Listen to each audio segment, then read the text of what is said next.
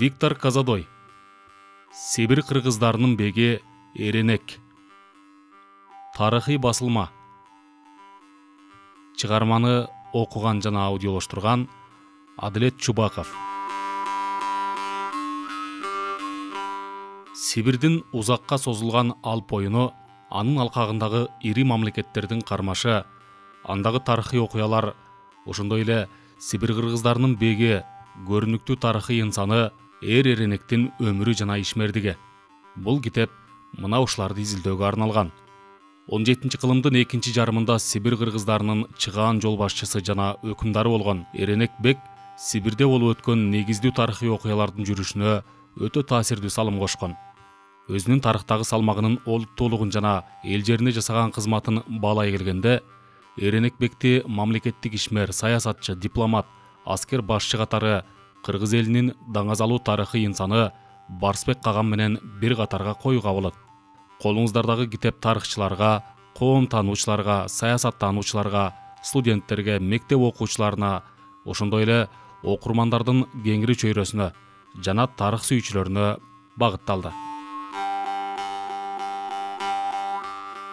Автордон ыраазычылыктар.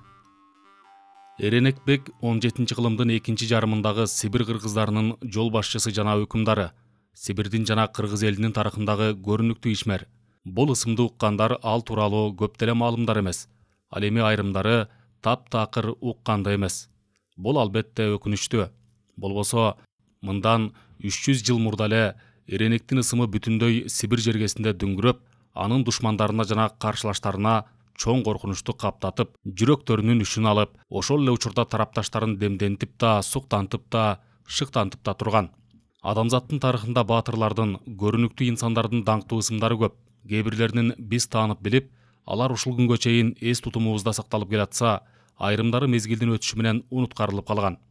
Мына ошондой тарых үчүн ысымы маанилүү жана орду бийик болгон. Бирок өкүнүчтүү жери дээрлик унутулуп калган баатырлардын бири Сибир кыргыздарынын жол башчысы Эренек бек болуп эсептелет.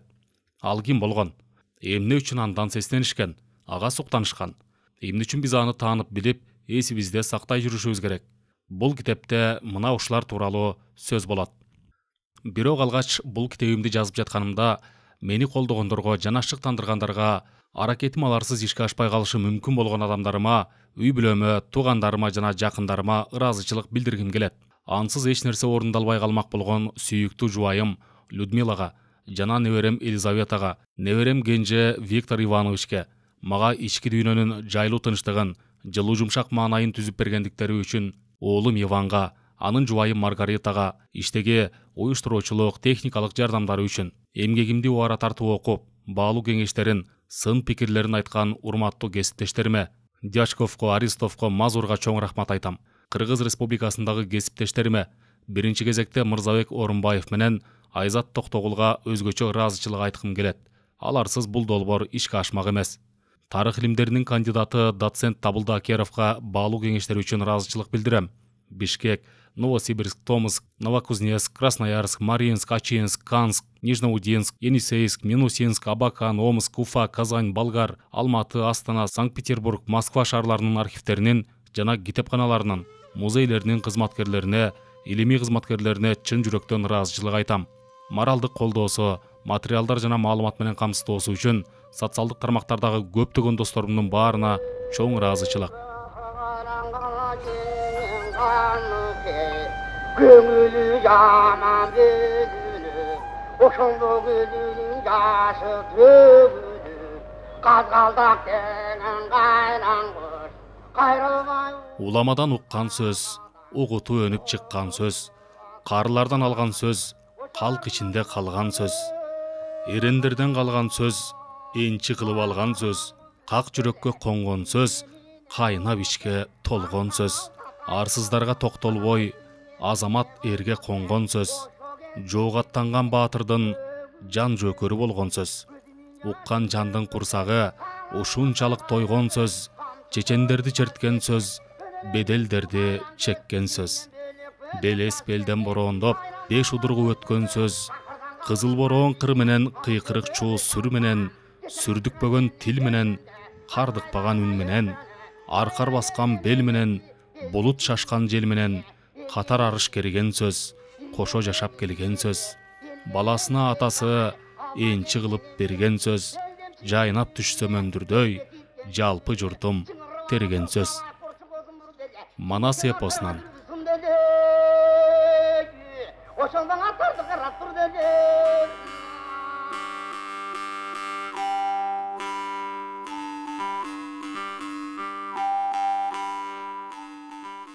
Эренек Бектин окуяларынын кириш бөлүгү.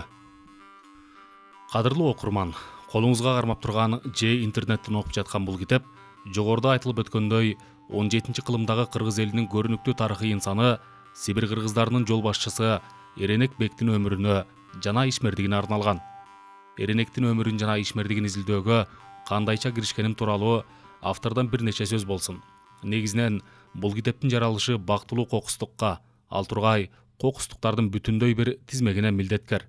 Мындан бир нече жыл мурун Казакстанда иш сапарында жүргөнүмдө ири саясий ишмер, Алаш кыймылынын лидери Алихан Букейхановдун инсандык бейнесине кызыгып калдым. Кийинки 2 жылдык мезгилде анын өмүр жолу боюнча китептин үстүнөн иштөөгө арнадым. Өз кезегинде Букейхановдун өмүр таржымалы боюнча эмгегим Казакстандын тарыхында, бүтүндөй чыгыш тарыхында тереңирээк изилдөөгө түрткү болгон. Бара-бара чыгыш менен Евразия тарыхынын тереңине сүңгүп, ага тереңдеген сайын өзүм үчүн белгисиз жерлер тууралуу ачылыштарды жасап, мунун канчалык бай жана кызыктуу тарых экенин аңдап, европоцентризм тенденциясын улам кайра жокко чыгарып жаттым. Ошентип дал ушул Евразия тарыхын тереңдетип изилдеген ишим мага Сибир тарыхы кыска курс деген китепти жазуума көп жагынан түрткү болду. Так эле ошол чыгыштын жана улуу талаанын тарыхы ал китептин ичинде маанилүү орунду ээлеп турат. Ал эми бир бөлүгү болсо, ушундай эле мазмун менен аталган улуу чыгыш үштүгү Сибир улуу талаа Кытай деп Сибир тарыхы боюнча эмгек, кызыгууну арттырган илимий саякат болуп, Сибир элдеринин жана алардын Евразия мейкиндигинде жайгашкан коңшуларынын эң байыркы тарыхы менин көз алдыма тартыла берди. Сибир тарыхы жазылып жаткан учурда эле Сибир кашан ичинде эне сай. Сибир кыргыздарынын тарыхы көңүлдү өзгөчө бурдура баштады.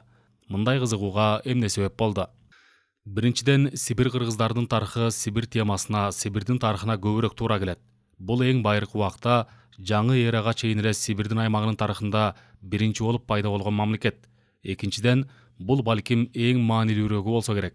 Менден мурункулардын көптөгөн монографиялар менен илимий макалаларын изилдеп чыкканымдан соң, улуу талааны сүрөттөп жатып, Сибир кыргыздарын көчмөн жамааттар деп аталгандардын жалпы схемасына эч бир ылайыкташтыра албай, таң уланган жана калыптанып калган эрежелердин ичине алардын тарыхын баяндап сыйдыруу мүмкүндүк берген эмес. Менин мээм чыңалуудан жарыла жаздап, дүйнө таанымымда мурдатан типтүү көрүнүш болуп калыптанып калган үлгүлөрдүн жана көндүмдөрдүн бузулушу жүрүп жатты. Байыркы мамлекеттен кыргыз каганатына чейин көптөгөн кылымдарды карыткан, өз учурунда улуу кыргыз каганаты атыккан Сибир кыргыздарынын тарыхынын уникалдуулугу жана жеке өзгөчөлүктөрү уламдан улам айкындала берди. Менин көз алдыма Сибир кыргыздарынын байыркы цивилизациясынын сүрөттүү келеси жана сырткы сөлөкөтү барган сайын так, даана айгинелене баштады. Мындай бурулуштан жана жеке ачылыштарыман улам көкүрөк демим толкуп ташып жатты. Сибирлик кыргыздардын тарыхына болгон кызыгуум үстөккө босток дагы күчөп, андагы тарыхый окуялардын мезгилдик жүрүшүнүн алкагы изилдөөнүн башында мен ойлогондон алда канча кеңейгенден кеңейди. Сибир тарыхый жер эмес деген пикирди ал тургай кесипкөй тарыхчылардын оозунан да көп жолу угууга туура келген. Бирок бул таптакыр андай эмес. Сибир кыргыздарынын тарыхынын мисалы бул пикирди түп тамырынан жокко чыгарат. Бул жерде Сибирде дээрлик бардыгы байыркы мамлекет, чоң согуштар жана басып алуулар, кутумдар, төңкөрүштөр, жигердүү саясий турмуш, өнүккөн дыйканчылык, устачылык, соода сатык, мал чарбасы, металлургия, көрүнүктүү инсандар жана чыгаан лидерлер болгон. Бул жерде адамдар кадимкидей эле толук кандуу саясий жана көр тирлик турмушта бапырап, жаркырап жашашкан. Дал ушул жерде Сибир тарыхындагы көрүнүктүү тарыхый ишмер 17-кылымдын экинчи жарымындагы кыргыз элинин жол башчысы, учурда дээрлик унутулуп бара жаткан Эренек Бек төрөлгөн. Дал ушул Эренек Бек өзүнүн тулку боюнча бир катар өзгөчө инсандык сапаттарды укмуштуудай айкалыштыра алган. Бул китеп Сибирдеги тектүү үй бүлөдө төрөлгөн, балалыгында жана жаш курагында бир катар оор, айрым учурда трагедиялуу кандуу окуяларды өз көзү менен көрүп башынан өткөргөн эр атанын уулу жөнүндө. Андай оор, кыйын кезеңдер баланы сындырмак турсун, тескерисинче анын ички рухун күчтөп, бекемдеп, аны чыныгы жол башчы жана лидер кылып чыгарган. Сибир кыргыздарынын тарыхынын ошол алыскы жылдарында Эренек Сибирдеги чачкын кыргыздарды биримдикке алып келип, жоого каршылашууда кыргыздардын башында турган. Ал күчтүү жана тайманбас жоокер гана эмес, түпкүлүгүндө стратег жана тактик болуп, ошондой эле өзгөчө сапаты менен ишке ашырган. Аларды ийгиликке жеткирген, партизандык согушу кийин да бир нече ондогон жылдарга чейин каршылык көрсөтүүнүн сыры болуп кала берген. Бирок Эренек бек кыргыз элинин башын биримдикке алып келген баатыр, эр жүрөк жоокер, жоого каршы турууда кыргыздын жол башчысы гана болбой, ишмердүүлүгүнүн орошолу жылдарында ал дипломаттык мыкты сапаттарын да көрсөтө алып, ал сапаттары каршылаштары менен болгон сүйлөшүүлөрдө жемиштүү жүргүзүүгө мүмкүндүк берип, өзү жана эли үчүн олуттуу натыйжаларды алып келген. Белгилей кетүү керек, Эренекбек өзүнүн бардык мыкты сапаттары менен бирге ошол эле учурда иш билги жана жол билги саясатчы болгон. Мунусу менен ал үлгү болуп, кантип аз күч өзүнөн чоң болгон күчкө бекем туруштукту берсе болоорун көрсөтө алган. Азыркынын тили менен айтканда, ал саясий айкидонун чебери болгон. Эренекбек саясатчы катары эң бир зор натыйжаларга жетишкен. Мисалы, анын саясий жактан кыраакылык менен ойлонуштурулган жүрүшү Сибир кыргыздарынын баскынчысы жана эзүүчүсү кубаттуу Алтын хан мамлекетинин кыйроосуна алып келген. Анда эмне үчүн биз унутулган баатыр тууралуу айтып жатабыз? Эренекбектин курман болгонунан бери 300 жылдан ашык кыргыздардын тарыхын илимий жактан изилдөөгө 100 жылдан ашык убакыт өткөнүнө карабай, ушул күнгө чейин Эренекбектин өмүрүнө жана ишмердигине арналган бир дагы илимий монография же китеп жарык көргөн эмес. Тарыхый булак баяндарында анын жеке өзүнө арналган 2 гана макала бар. 1916-жылдагы Козминдин макаласы жана 2006-жылы жарык көргөн Бутанаевдин макаласы. Бирок Бутанаев Эренекти кыргыздын эмес, Хакастын улуу беги деп атайт. Албетте, буга кошулууга таптакыр болбойт. Мындан тышкары советтик, орусиялык жана кыргыз окумуштууларынын бир катар монографияларында Эренектин ысымы окуялардын жалпы көрүнүшүнүн контекстинде гана эскерилет. 1956-жылы Фрунзе шаарында басылып чыккан «История Киргизии» китебинде Эренекке арналган өзүнчө параграф болгон. Бирок илимий көз караштардын системасындагы жана саясий маселелердеги өзгөрүүлөр 1950-жылдардын аягынан тартып Кыргызстандагы академиялык басылмалардан Эренектин ысымынын жок болуп кетишине алып келген. Мындайча айтканда, аны жөн гана унутуп коюшкан. Бул тенденция кийинки жаңы замандын мезгилинде да сакталып келатат. Кыргызстандын жогорку окуу жайларынын окуу китептеринде Эренек тууралуу маалымат дээрлик жок. 7-класстын окуу китебинде 2 гана абзац бар. Окумуштуулардын эңбектеринде, монографияларында же китептеринде Эренекбектин ысымы кайсы бир деңгээлде эскерилген. Алардын ичинен биринчи кезекте Худяковдун, Бахрушиндин, Бартольдтун, Огородниковдун, Александровдун, Потаповдун, Абдыкалыковдун, Бернштамдын, Тыжновдун, Чертыковдун эмгектерин белгилей кетүү керек. Ошондой эле интернет булактарынын биринде Каратаевдин илимий макаласы жана башкалардын эскерүүлөрү бар. Бул эмгектерде Эренектин ишмердүүлүгүнө берилген баа карама каршылыктуу жана жалпысынан бири-бирин жокко чыгарган мүнөзгө ээ. Мунун өзү совет доорунун үстөмдүк кылган идеологиясы жана замандын буйрук талабы деп түшүнсө болот. Анын үстүнө жалпысынан Сибирдин жана кыргыз элинин мындай тарыхый чоң инсаны жөнүндөгү теманын жетишсиз изилденгени жалпы коомчулуктун кеңири чөйрөсүндө Эренекбектин таанымалдыгынын чектелип калышына алып келген. Маалыматтар бар болгон күндө да алар өтө жөнөкөйлөштүрүлгөн жана үстүртөн гана баяндалат. Эренекбекти ошондой эле кыргыз элинин дагы бир улуу тарыхый инсаны 7-8 кылымдардын мезгилиндеги Сибир кыргыздарынын мамлекетин башкарган Барсбек Каган менен бир катарга коюуга болот. Бүгүнкү күндүн жагдайынан алып карсак, бир жагынан Эренекбектин өмүр таржымалын изилдөөгө жетишерлик көңүл бурулбай, экинчи жагынан анын ысымын кыргыз элинин тарыхынан өчүрүү менен хакастардын гана тарыхына биротоло жазып калтыруу аракеттери болгонун байкайбыз. Айтылып өткөндөй, бул көрүнүшкө макул болууга албетте болбойт. Мына ошол кенттиктерди толтуруу максатында кыргыз беги Эренектин өмүр баяны изилденип, ушул эмгек жасалды. Темага улам тереңдеп сүңгүп жатып, андай инсандыктын улуулугуна таасирленгенимен улам дымагым көтөрүлө бул ишке кумарланып, жүрүшкө көтөрчү жон баштыгымды даярдадым да байыркы цивилизациянын изин издеп, Сибирдин шаарлары менен айылдарын аралап узак сапарга чыктым. Мен Сибирдин көптөгөн шаарларындагы архивтеринде, китепканаларында, музейлеринде Эренекбек боюнча жана жалпы эле Сибир кыргыздарынын тарыхы боюнча маалыматтарды күкүмдөп чогултуп эмгектендим. Жыйынтыгында 3 өлкөнүн, Орусиянын, Кыргызстандын, Казакстандын 20 шаарына, анын ичинде Эренекбекке байланыштуу болгон Сибирдин бардык 7 шаарына барып иштей баштадым. Жашырбайм, Алдыға койгон максатым мени кадимкидей алгалатып жатты. Ал максат мен өзүмө жумуш катары коюп алган Сибир кыргыздарынын байыркы цивилизациясын ачып берүү жумуш эле. Бул максатта башка окумуштуулар жана изилдөөчүлөр тарабынан илимий жүгүртүүгө киргизилген эренек боюнча колдоо бар анча көп эмес маалыматтарды тутумдаштыруу, жалпылоо жана талдоо иштери жүргүзүлдү. Орусия менен Казакстандын архивдериндеги архивдик маалыматтарды таап чыгуу жана изилдөө боюнча иштер жасалды. Жалпысынан 8 архивдин фонду изилденди. Архивдик бул иштин натыйжасында мурда илимий жүгүртүүгө киргизилбеген маалыматтар да китепке кошулду. Мындан тышкары, мурда жарык көргөн документтер, жыйнактарынын материалдары, атап айтканда 17-кылымдагы орус-монгол мамилелери жана 17-кылымдагы орус-кытай мамилелери тууралуу материалдар колдонулду. Ошондой эле автор тарых илиминде кабыл алынган тарыхый таанымдын ыкмаларын да саясат таануу, саясий социология, мамлекеттик башкаруу теориясы сыяктуу ага жакын илимдер менен дисциплиналардын мамилелерин жана ыкмаларында колдонгон. Ошондой эле саясий технологиялардын, психологиялык согуштун ыктары жана ыкмаларда колдонулуп, партизандык согуштун стратегиялары жана тактикалары изилденген. Автор бардык окуялар физикалыкта, символикалыкта, мейкиндикте болуп өткөнүнө таянып, ошондон уламда алар изилдөөнүн предмети болуп калган. Мында Сибир кыргыздары, Сибирдин алп оюну деген түшүнүктөргө автордук бир нече аныктамалар киргизилген. Бул эмгек тарыхты аңдай билүүнүн цивилизациялык мамилесинин принциптерине негизделет. Мындай аңдай билүү Данилевскийдин, Шпенглердин, Тойбинин эмгектеринде баяндалган тарыхта колдонулат. Буга байланыштуу Сибир кыргыздарынын мамлекеттүүлүгүнүн жана цивилизациясынын тарыхын автордук мезгилдештирүү иши илимий жүгүртүүгө киргизилүүдө. Биринчи баскыч жаралуу, биздин заманга чейинки 3-кылымдын аягы. Экинчи баскыч күчтөрдүн өсүшү жана топтолушу, биздин заманга чейинки 2-кылым, 3-кылым. Кашан ичинде, анын ичинде Лилин династиясынын пайда болушу. Үчүнчү баскыч гүлдөп өсүү, 9-10 кылымдар. Кашан ичинде, анын ичинде кыргыз каганаты жана улуу кыргыз каганаты.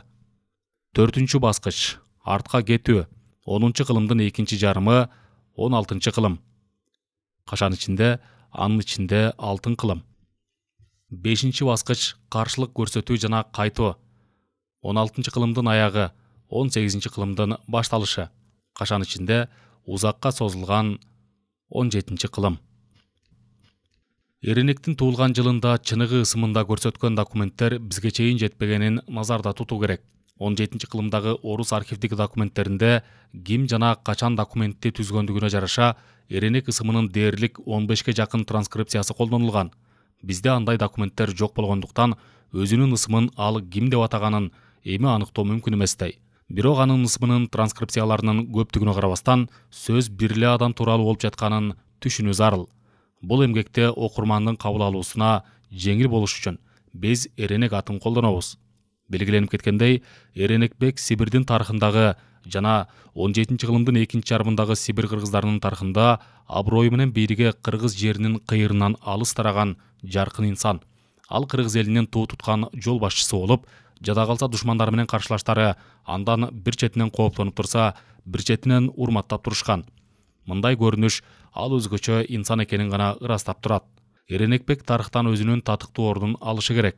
Мына ушулойлор жана ой серептери авторду бул улуу тарыхый инсан жөнүндө китеп жазуу мүдөөсүнө алып келген. Кириш сөздү жыйынтыктап жатып кошумчалап кетерим, кайсы болбосун тарыхый эмгек ушул китеп сыяктуу эле бир адам көргөн жана түшүнгөн, жүрөгү менен жан дүйнөсүнөн өткөргөн, бир адамдын дүйнө таанымы жана кулк мүнөзү менен кабыл алынган нерселердин натыйжасы. Иштин жүрүшүндө темага улам тереңдеп кирип, башкы каарман Эренекбектин баскан турганын, жашоо турмушун, кулк мүнөзүн, согуштардын жана басып алуулардын, ошондой эле мамлекеттик төңкөрүштөрдүн жүрүшүн, кутумдуктарды, чыккынчылыктар менен саткынчылыктарды, трагедияларды, эрдиктерди жана жан курмандыгына барууларды изилдеп жатып, автор Сибир кыргыздарынын жана Эренекбектин тарыхындагы бул окуялар курч, татаал, чырмалышкан мүнөздөгү окуялардын тарыхый иликтөө жанрына оңой эле өтүп кетиши ыктымал деген тыянакка бир нече жолу келген. Эми болсо эмгек иши өз соңуна чыккандан кийин аны сиздердин катуу сыныңарга коем. Урматтуу окурмандар.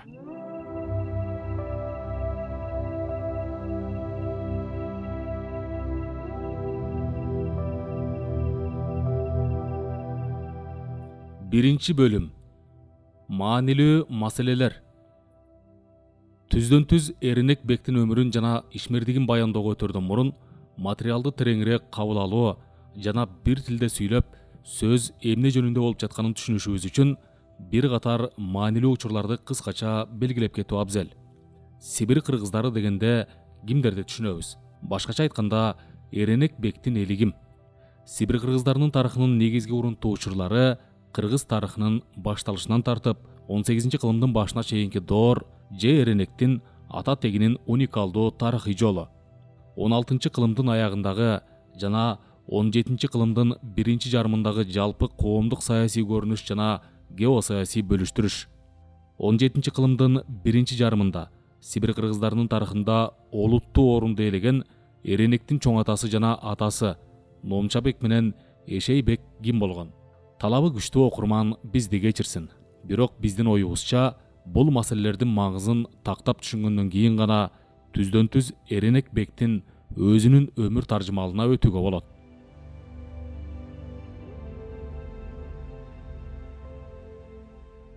Сибир кыргыздарыбы же Энесай кыргыздарыбы?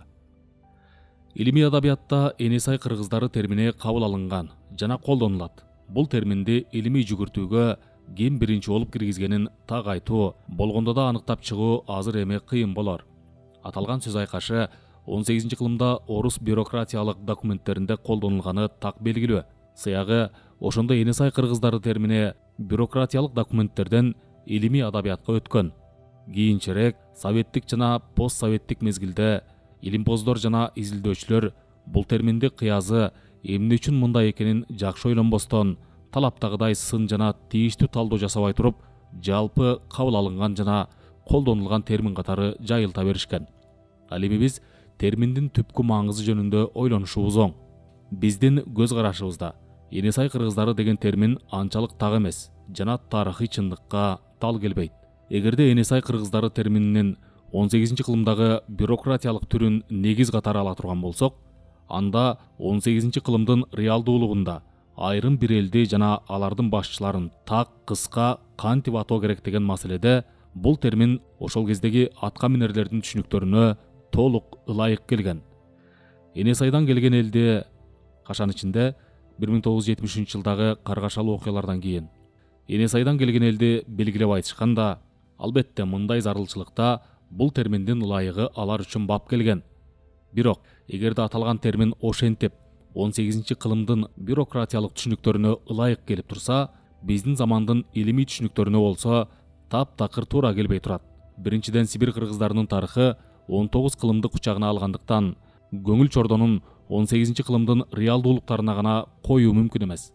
Экинчиден, тарыхый фактылар Сибир кыргыздары Энесай дарыясынын өрөөнүндө гана отурукташпастан, жашоонун ар кайсы мезгилдеринде алда канча чоң, ар кандай аймактарда, айрыкча улуу кыргыз каганатынын тушунда Иртыштан Амурга чейин, башкача айтканда, Сибирдин зор мейкиндигинде жайгашканын бир бетке айтып турат.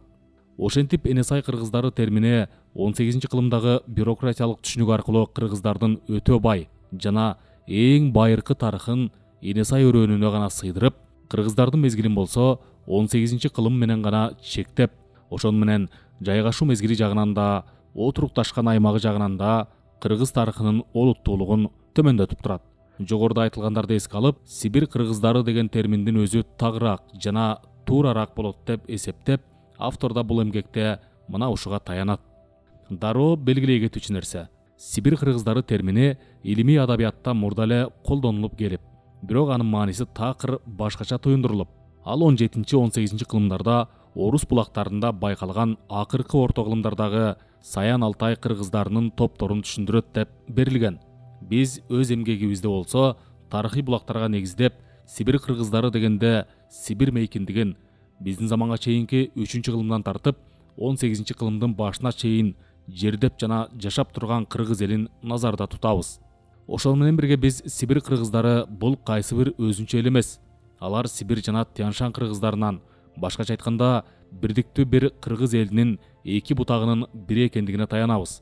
Бул жерде Сибирди көрсөткөндө элдин этникалык айырмачылыгын эмес, болгону жайгашуусунун аймагын гана баса белгилейбиз.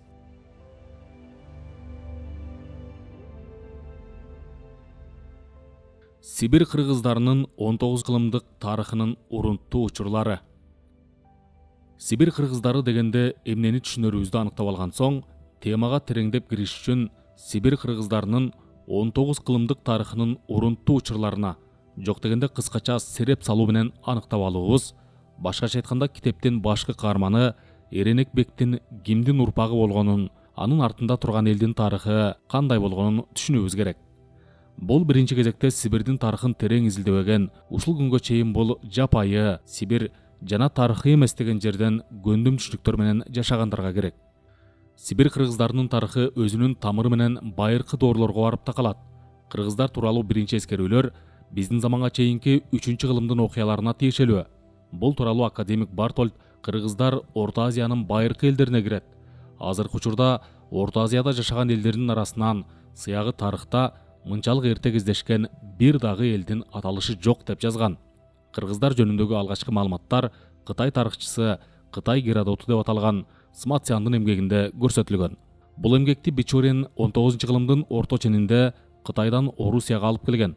Орусияда ал текстти байыркы Кытай тилинен орус тилине өзү которгон. Илимий жүгүртүүдө азыркыга чейин тынбай колдонулуп жүргөн Бичуриндин эмгеги 1851-жылы жарык көргөн. Бул эмгектин маанилүүлүгү жана баалуулугу Кытай жазма булактарында кыргыздар жөнүндө биринчи болуп эскерилгендигинде. Бирок биз үчүн байыркы тарыхый окуялардын жылдарын тизмектеген бул жылбаянда кыргыздардын ошол кезде эле өз мамлекеттүүлүгү болгондугу тууралуу маалыматтар бар экендиги маанилүү. Ошол эле академик Бартольд Гегун падышачылыгы жөнүндө жазган. Сибир тарыхынын биринчи томунда да кашан ичинде 1968-жылы жарык көргөн. Биздин заманга чейинки 3-чү кылымдын аягында гундар туткунга алгандардын арасында Гегун же Цзянгун падышалыгы кыргыздар болгондугу тууралуу айтылат. Белгилүү окумуштуу Абрамзон да Гегун падышалыгы аталышын колдонот. Бичурин өзүнүн белгилүү эмгегинде Гегунду эликтер деп атайт. Бичуриндин бул көз карашына кадыр барктуу белгилүү окумуштуу археолог Бернштам да кошулат. Кыргыз тарыхчысы Чоротегин азыркы Кыргызстандагы бир катар тарыхчылар байыркы кыргыз мамлекеттүүлүгүнүн тарыхы ошол жылдарда башталган деп эсептешерин көрсөтөт. Ошондой эле белгилүү кыргыз тарыхчысы Жунушалиев бардык Кытай булактарында ээлик, өлкө жана падышалык түшүнүктөрү бирдей колдонулганын көрсөткөн. Мунун өзү башка маалыматтар менен бирге эле кыргыздарда биздин заманга чейинки 3-чү кылымдын аягында мамлекеттүүлүк болгонун ырастоого мүмкүндүк берет. Ошентип эгерде эң байыркысы болсо да кыргыздардын мамлекети Сибирдеги Борбор Азиядагы эң байыркы мамлекеттердин бири экенин тарыхый документтер тастыктап, ал эми аныгынан алганда негизинен эле Сибирдеги биринчи мамлекет экенин айтып турат. Ошол мезгилден тарта Сибир кыргыздарынын мамлекеттүүлүгүнүн тарыхынын жаралыш жыл санагы жана биринчи этабы башталып, ал 19 кылымга, дээрлик 18 кылымдын башталышына чейин созулган. 19 кылымдык тарых бул дүйнөлүк тарыхтын алкагынан алганда олуттуу мөөнөт. Байыркы Рим тарыхы 13 кылымга, ал эми Византиянын тарыхы 11 кылымга созулганын эске алганыбыз биз үчүн жетиштүү болот. Сибир кыргыздарынын тарыхынын узактыгы алар көптөгөн кылымдар бою сырттан ташталган чакырыктарга өз орду менен айтылган так жоопту бере билгенин билдирип, буга бардык эле элдер жана мамлекеттер жетише бербегенин айтып отурат. Эмесе ошол мезгилдерде кандай нерселер болгон жана баары эмнеден башталган?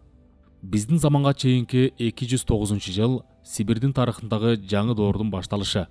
Так ошол 209-жылдын кадимки күндөрүнүн биринде гундардын өкүмдары туман мергенчиликке жөнөйт. Мында адаттан тыш нерсе деле сезилбей, өзгөчө жашаан деле билинген эмес. Өкүмдардын тунуулу Моде өзүнүн чоң отряды менен атасын коштоп бара жаткан. Бир маалда Моде күтүүсүздөн эле жаасын колуна алып, ага ышкырыктуу жебесин чалып, эч нерседен күмөнү жок, бейкапар турган атасын көздөй тартып жиберди. Жебе ачуу чаңырыктуу ышкырыгы менен жылкыларды үркүтүп, адамдарды чоочутуп, көз ирмемде туманга жетип сайылды. Кийинки эле көз ирмемде Моденин жоокерлери туманды көздөй чыгарган жүздөгөн жебеде анын тулку бою кирпик айланды. Гундардын өкүмдары кулады. Моде мамлекеттик төңкөрүш жасап, гундардын Шаньону, кашан ичинде өкүмдары Шаньону болуп калды. Көп өтпөй Моденин буйругу менен Моденин өгөй апасы Тумандын аялы ошондой эле анын уулу Моденин иниси өлтүрүлөт. Булардын артынан узурпаторго каршы чыккан Моденин көптөгөн душмандарынын баштары алынат. Ошентип кан төгүү, киши өлтүрүү, чыккынчылык, трагедия аркылуу гундардын империясы байыркы доордун улуу мамлекети жарала баштайт. Моденин ышкырган жебеси жаңы доордун Моде доорунун жаралышын символдоштурган. Бул доор тарыхтын жүрүшүн бир нече кылымдарга алдын ала аныктаган. Монгол жана түрк элдерине, анан калса Сибир тарыхына да эбегейсиз чоң таасирин тийгизген тарыхый улуу ишмердин доору. Моденин даңазасы ааламды титиреткен Чыңгыз хандын даңазасы менен бир катарда турат. Эмне үчүн Моде өз атасын өлтүргөн? Ага чейин чыккынчылык, саткынчылык, чагымчылык аралашкан кызуу бир окуя болуп өтүп, ал Моденин өзүн өлтүрүү аракеттерине байланышкан эле. Ал эми биздин заманга чейинки 209 жыл Сибир тарыхы жана Сибирде отурукташкан бардык элдер үчүн чоң мааниге ээ болгон белгилүү жылдардан болуп калат. Бирок ал болуп өткөн нерселердин баарына кыргыздын кандай тиешеси бар деп сурашы мүмкүн. Сөз жириктеген биздин окурман. Тиешеси түздөн түз. Моде көп узабай коңшулаш аймактарды жана алардын элдерин, анын ичинде кыргыздарды басып ала баштайт. Бул окуялар биздин заманга чейинки 209-201 жылдардын аралыгында болгон жана аны Сматсян өзүнүн жыл баяндарында чагылдырган. Ошентип биздин заманга чейинки 209-201 жылдары кыргыздар айрым бир башка элдердей эле Гун империясына кубаты зор мамлекетке көз каранды болуп калышат. Дал ушул гундарга көз карандылык доорунун көп кылымдарга чейин созулган этабы башталат. Гундар биздин заманга чейинки 1-кылымда кыргыз жерине аскер башчы Лелинди өкүмдар кылып дайындашып, ал кыргыздардын башкаруу династиясынын негиздөөчүсү болуп калат. Кыргыздардын бул династиясы кийин көптөгөн кылымдар бою, башкача айтканда Чыңгыз хандын Монгол империясы басып алганга чейинки 13-кылымдын башына дээрлик 13 кылым бою жашаган.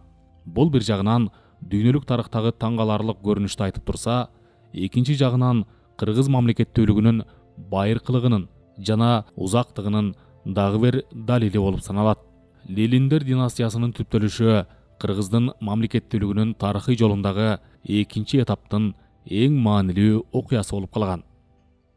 Ошол түптөлүү учуру кыргыздардын күч топтоосунун жана өнүгүп өсүүсүнүн мезгили болгон. Мамлекет элге өзү өзөк болуп берип, элинин жашоосуна кызмат кылган жана анын биримдигинин калыптанышына жардамдашкан. Мындай 1000 жылдык башкаруу династиясынын бар болгонунун өзү Сибир кыргыздарынын мамлекеттүүлүгү ушунча кылымдар бою үзүлбөй жашап келгенин айкын далилдейт. Экинчи жагынан бул көрүнүш ошол элдин жашап кете алуусунун өзгөчөлүгүнөн кабар берет. Бул дагы да болсо баарынын эле колунан келе берчү нерсе эмес. Сибир кыргыздары нечен рет басып алынганына, далай согуштар менен кыргындарды, куугун-сүргүндөрдү баштан кечиргенине карабастан, көптөгөн элдер жана өлкөлөр жер бетинен жок болуп кетип жаткан мезгилдерде аман гана калбастан, өз тарыхында көптөгөн таң каларлык ийгиликтерге да жетишишкен. Ал эми Эренек бектин окуялары Сибир кыргыздарынын бүтүндөй 19 кылымдык тарыхында жаркыраган таажы. Кыргыздар жөнүндө тарых булактарында алгачкы жолу эскерилген мезгил аныкталган соң, качан ичинде биздин заманга чейинки 3-кылымдын аягы дароо суроо келип чыгат. Кыргыздар анда кайда, кайсы аймакта жашап тирилик кылышкан? Бул суроо илимий адабияттагы эң талаштуу суроолордун бири болуп келет. Анткени Кытай жыл баяндарында, Сматсяндын эмгектеринде кыргыздардын жайгашуусуна болгон түздөн түз көрсөтмөлөр жок. Бирок Бартольд Бернштам сыяктуу жана башка белгилүү окумуштуулар аргументтүү терең талдоо жүргүзүп, кыргыздардын түпкү мекени байыртан эле Сибир болгондугун белгилешкен. Биз да мына ушуга таянышыбыз керек. 1980-жылдардын аягында тарых илимдеринин доктору Боровкованын эмгеги жарык көрүп, ал Чыгыш Тянь-Шандагы жайгашууну эсептеп таап чыкканы айтылган. Бирок ал эч кандай жаңы булактарды же аргументтерди келтирбей, ошондой эле өзүнөн мурдагы окумуштуулардын эмгектерине талдоо жасаганын да көрсөткөн эмес. Демек, тилекке каршы эмгекти далилдүү деп эсептөөгө болбойт. Буга карабастан археолог Худяков жана Кыргызстандагы илимдин доктору Чоротегин Боровкованын көз карашына тарапташ болушуп, бирок Боровкованын өзү сыяктуу эле эч кандай жаңы аргументтерди келтиришкен эмес. Мындан улам Бартольдтон, Бернштамдын жана башкалардын кыргыздардын түпкү башат жайгашуусу дал ушул Сибир болгон деп айткандарынын тууралыгын жана аргументтүүлүгүн толук түрдө биротоло кабыл алып, кашан ичинде автор да буга макул. Ушул эмгегибизде Сибир кыргыздардын түп мекени деген көз карашка таянабыз. 5-кылымда гундардын ордуна дагы бир башка күчтүү басып алуучулар 441-жылы кыргыздарга да өз бийлигин орноткондор жунжандар келишкен. Кыргыздар үчүн бул эң кыйын кезең болгон. Бирок бар кыйынчылыктарга карабастан алар бул басып алуучулардан да аман сакталып калышкан. 6-кылымда кыргыздар кайрадан мурункусундай эле өздөрүнүн көз карандысыз мамлекетин калыбына келтирип, ал дээрлик жарым кылымга жакын мезгилде камтып жашаган. Кашан ичинде 581-629 жылдар. Андан кийин дээрлик 60 жыл бою. Кашан ичинде 629-693 жылдар. 60 жыл бою Телес каганатынын вассалдык көз карандылыгына дуушар болушкан. Кашан ичинде вассал башкага көз каранды болгон, баш ийген же киши же мамлекет. 7-кылымдын аягында кыргыздар кайрадан күчтөнүп, Улуу Барсбектин жол башчылыгы астында көз карандысыздыкты орнотуп, өздөрүнүн каганатын түзүүгө жетишет. Кыргыздар ошол мезгилде реалдуу түрдө Борбордук Азиядагы биринчиликке жана таасирдүүлүккө талаптанып турушкан. Бирок бул көрүнүш кубаттуу жана күчтүү түрк каганатынын кызыкчылыгына жолтоо болгондуктан 710-711 жылдардагы согуштун жүрүшүндө кыргыздар жеңилип, ал эми алардын жол башчысы Улуу Барсбек каган түрк каганатынын аскерлери менен болгон салгылашта курман болот. Бул согуш мындан тышкары Сак элинин Ширак аттуу койчу жигити душмандардын аскерлерине жол көрсөтүп, жардам берем деп какыраган чөлгө алдап барып, өзүн өзү курмандыкка чалган эрдикти кайталаган белгисиз аздын баатырдыгы жана трагедиясынын даңктуу барагы менен да мүнөздөлөт. Душмандарга жол көрсөтүп бергенге өз ыктыяры менен келген эр жүрөк Жокер түрктөрдүн аскерлерин 10 түн бою тоо арасында алып жүрүп, бирок андан соң тигилердин колунан азаптуу өлүм менен шейит кетет. Душмандар анын башын кыйып салбастан, андан да азаптуу өлүмгө дуушар кылыш үчүн Жокерди найзалары менен сайгылап жатып өлтүрүшкөн. Эр азаматтын ысымы белгисиз бойдон калса да, бирок өзүн курмандыкка чалган эрдиги эскерилип турууга акылуу. Анан калса Кыргызстандын тарыхы боюнча окуу китебинде белгисиз аз чыккынчы деп аталганына кошулууга эч бир болбойт. Айрыкча биздин көз карашыбыз боюнча иш аракеттерге баа берүүдө ошол кездеги каршылаштардын баасын негиз кылып алуу жарабайт. Ошентип, Барсбек кагандан кийин кыргыздар кайрадан 30 жылдай түрк каганатынын бийлиги астында калышат. Бирок түрк каганаты өзү деле анчалык бекем болуп чыкпайт. Анын кулаганынан кийин кыргыздар кайрадан узакка болсо да өздөрүнүн көз карандысыздыгын калыбына келтиришет. Кашан ичинде 745-758 жылдар. Анан кайрадан бул жылдары аймакта чоң өзгөрүүлөр болуп, уйгур каганатынын ролу жана таасири күчтөнүп, андагы кырдаал кыргыздарды узак жылдарга чейин көз карандылыкка калтырат. Бул Сибир кыргыздардын тарыхындагы эң оор этаптардын бири болгон. Андай оорчулукка карабастан 818 жылдан баштап кыргыздардын уйгурларга каршылык көрсөтүүсүнүн активдүү фазасы байкалган. Өздөрүнүн эркиндиги жана көз карандысыздыгы үчүн 820 жылы кыргыздардын 20 жылдык согушу башталып, алар уйгурлардын борборун басып алган учурда аны толук өрттөп жиберишип, гүлүн сапырат. Кыргыздар 840 жылы уйгур каганатынын ташын талкан кылган жеңиш менен аякташат. Ошентип, Сибир кыргыздарынын тарыхында жаңы доор кыргыз мамлекеттүүлүгүнүн 3-чү этабы, анын өсүп өнүгүшүнүн жана туу чокусунун мезгили башталат. Академик Бартольд бул доорду кыргыз каганаты деп атаган. Кыргыз мамлекети 100 жылга бир аз жетпеген мезгил ичинде ал аймактагы эң кубаттуу жана эң күчтүү мамлекет болуп турган. Белгилүү кыргызстандык тарыхчы Табылда Керов 9-10 кылымдарда Сибир кыргыздарынын тарыхында эң маанилүү этап болгонун, ошол этапта улуттук мамлекеттүүлүктүн андан аркы калыптануусу жана өнүгүүсү жүргөнүн жазат. Тарыхта биринчи жолу Азия талааларында башкы үстөмдүктү Сибир аймагынын эли, башкача айтканда сибирликтер ээлеген. Акеров өз сөзүн андан ары мынтип улантат. Бул мезгил кыргыздардын тарыхынын жылдыздуу сааты болгон.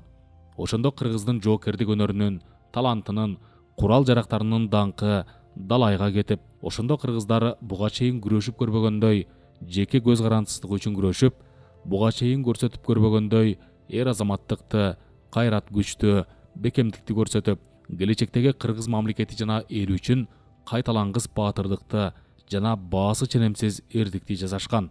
840-жылы жеңишти орноткон кыргыз жоокерлеринин ийгилиги жана кыргыз кылычынын корч мезе бул биринчи кезекте кыргыз каганатынын улуу кол башчыларынын жана жоокерлеринин кыраан кызматы. Алар бул согушка өздөрүнүн бүтүндөй кубатын, талантын, тажрыйбасын, эрктүүлүгүн, чечкиндүүлүгүн, туруктуулугун, эр мүнөз сапатын жана жоокердик деминин күчүн жумшаган. Академик Бартолттун сөздөрүн азыркы саясаттануу тилине которуп, Сибир кыргыздарынын мамлекети ошол кездеги сверхдержава, улуу каганат болгонун айта кетүүбүз керек. Каганаттын доору аяктагандан кийин кыргыз мамлекеттүүлүгүнүн тарыхында 4-этап, анын күчтөн тайган мезгили башталат. 10-кылымдан 13-кылымга чейин бир нече кыргыз улустуктары болгон. 13-кылымдын башталышында 1207-жылы кыргыз бектери Чыңгызхандын бийлигин таанышкан. Бирок 1218-жылы эле биринчи көтөрүлүштү чыгарышкан.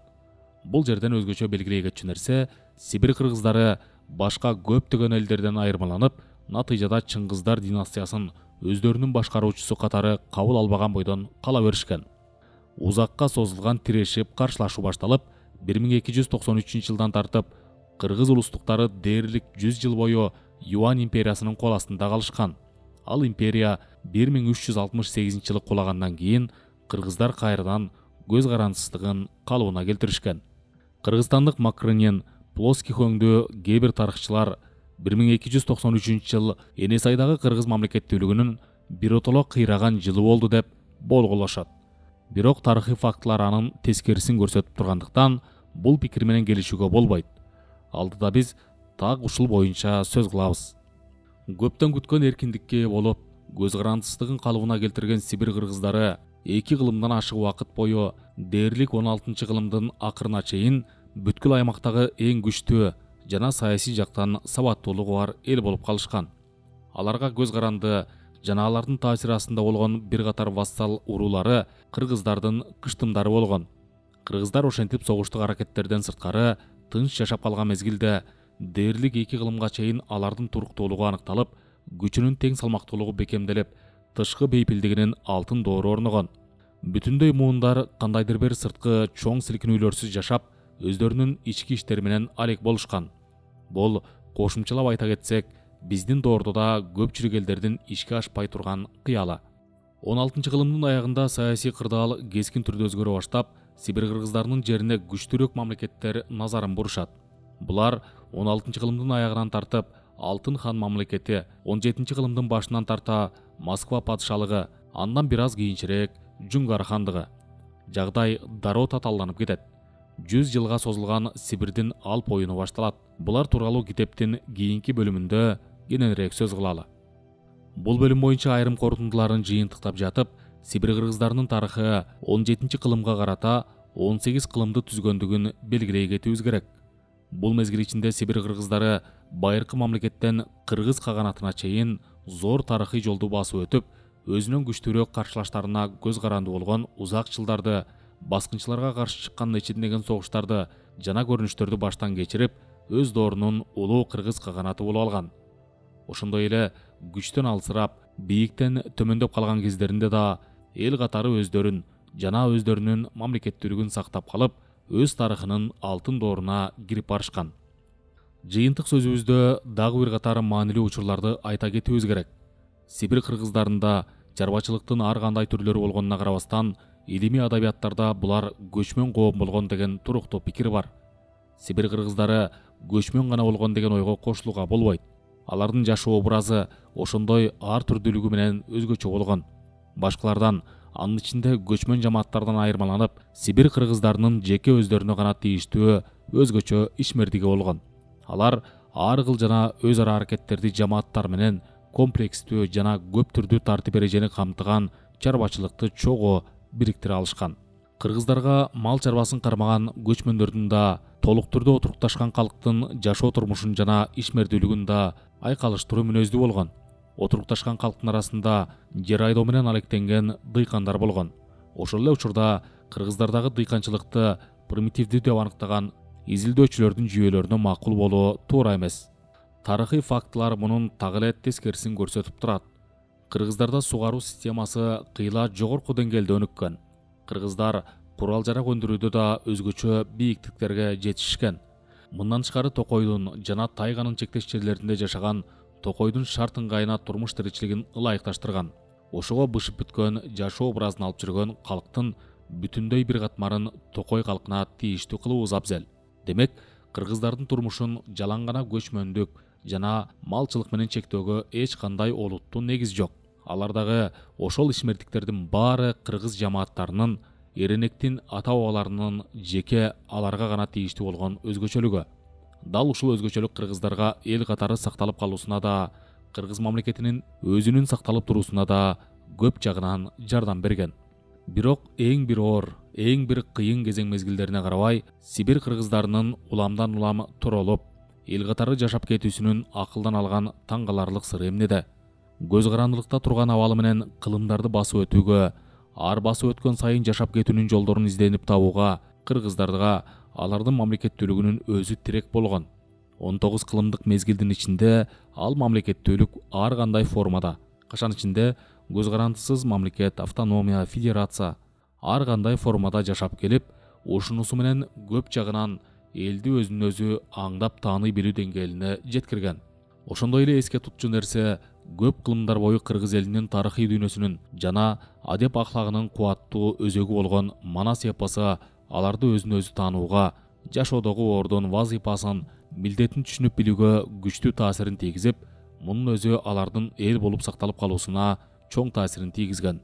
Негизи, жалпысынан айтканда тарыхый фактылардын бар экени кыргыздын кайталангыс жергиликтүү цивилизациясынын болгондугун далилдөөгө мүмкүнчүлүк берүүдө. Бирок бул тууралуу автордун кийинки эмгегинде сөз болот.